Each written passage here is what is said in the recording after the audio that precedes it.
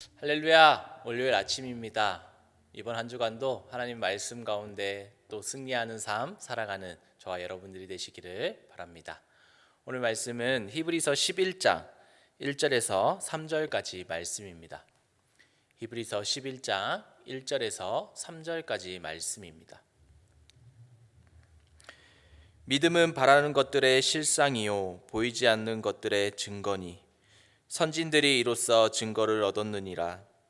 믿음으로 모든 세계가 하나님의 말씀으로 지어진 줄을 우리가 아나니 보이는 것은 나타난 것으로 말미암아 된 것이 아니니라. 아멘. 오늘은 우리가 신앙생활하면서 우리가 믿음으로 생활한다라는 이야기 많이 합니다. 그런데 정작 우리는 이렇게 믿음으로 삶을 살아가고 있습니까? 믿음으로 삶을 살아간다라는 것은 어떤 생활을 이야기하는 것입니까? 오늘 이 시간 함께 말씀을 나누며 우리가 진정 믿음으로 삶을 살아가고 있는지 우리 스스로 한번 우리의 삶을 뒤돌아보며 또 생각해보는 시간이 되었으면 좋겠습니다. 우리가 신앙생활하면서 믿음으로 삶을 살아간다는 사람 특징이 있습니다. 무엇입니까? 하나님의 말씀대로 순종하면서 삶을 살아간다라고 이야기를 합니다. 그렇다면 반대로 하나님의 말씀에 불순종하는 것, 이것은 믿음이 없는 사람이 되는 것입니다. 오늘 본문 말씀 히브리서 11장 말씀을 보면 이 믿음의 장이라는 별명이 있습니다. 그렇게 오늘 본문 말씀을 보면서 우리가 진정으로 믿음이 무엇인지에 대해서 알 수 있습니다. 믿음 무엇입니까?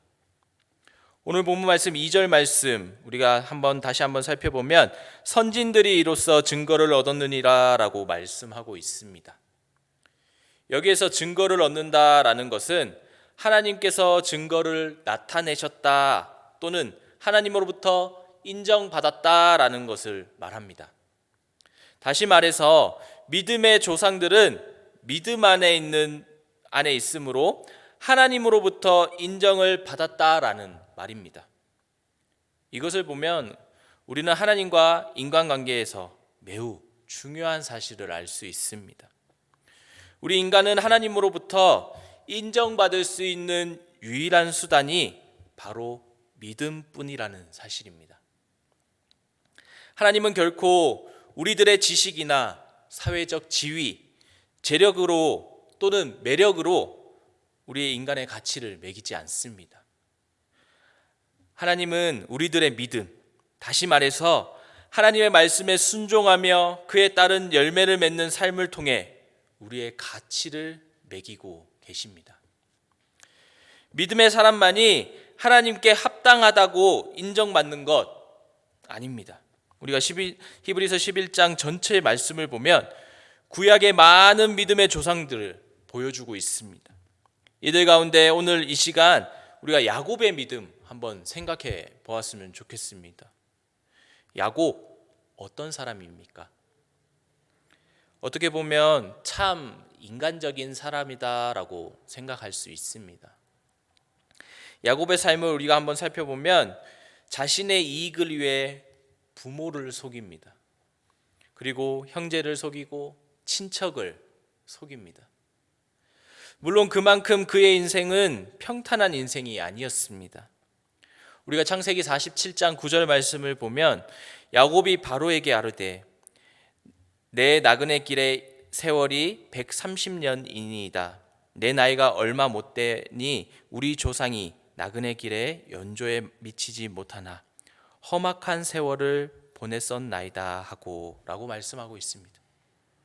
노년에 이 야곱이 바로왕 앞에서 자신의 인생을 회고하며 자신은 험악한 세월을 보냈음을 이야기하고 있습니다.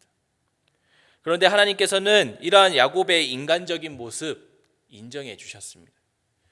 자신의 이익이 먼저인 야곱이었지만 하나님은 야곱을 사랑하셨습니다.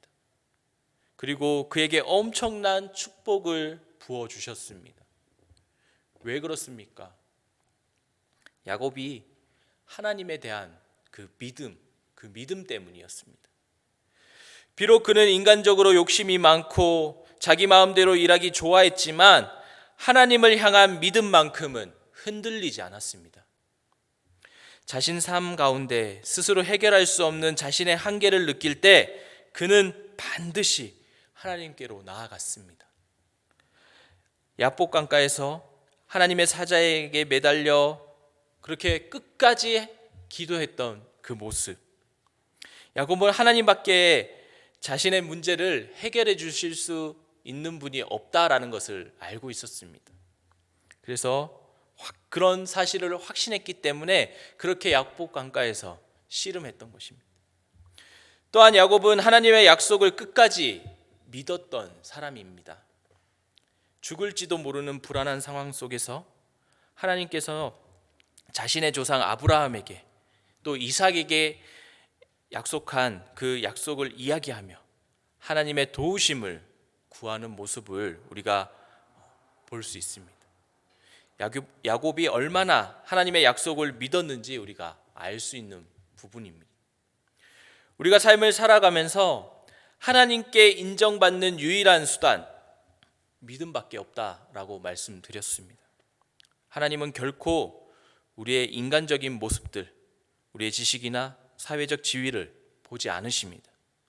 하나님께서는 오직 우리가 하나님을 의지했는지, 하나님의 약속을 확신하였는지 그 믿음만 보실 뿐입니다. 그리고 하나님께서는 그 믿음에 합당한 축복을 우리에게 허락해 주십니다.